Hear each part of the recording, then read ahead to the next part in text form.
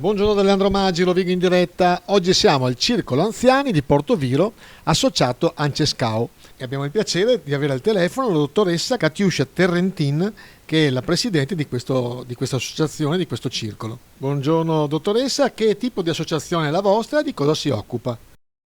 È un'associazione apolitica che nel corso degli anni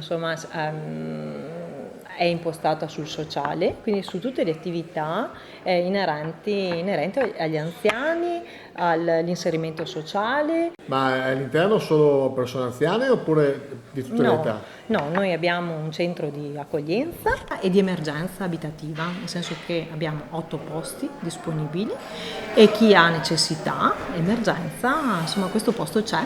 E quindi persone che magari in quel momento non hanno la casa, oppure anche una transizione che può essere che dalla famiglia devono entrare in una struttura protetta, e questa è una zona neutra.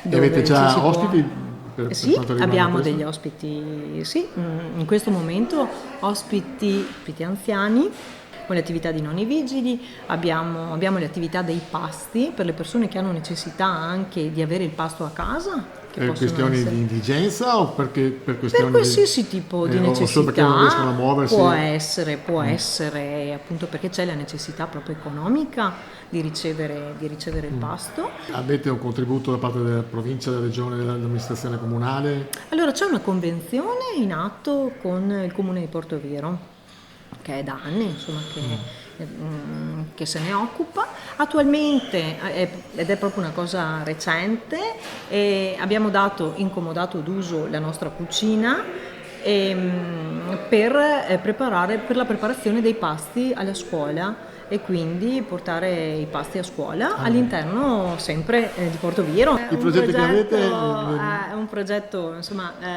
di nuova costituzione che è da circa un anno e mezzo che c'è, è proprio quella dei detenuti messi in prova temporanea e quindi vengono a fare servizio sociale da noi.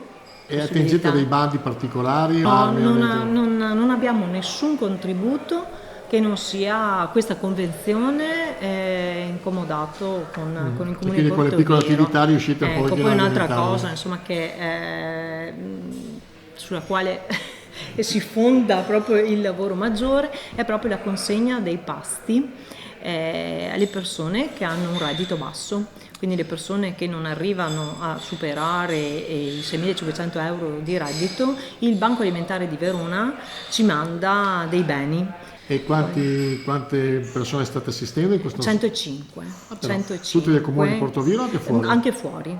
Italiani o anche extracomunitari? Ma la maggior parte sono italiani. Le zone sono Portoviro in prevalenza, perché comunque siamo nel comune di Portoviro, poi c'è Adria, Leoreo e Rosolina.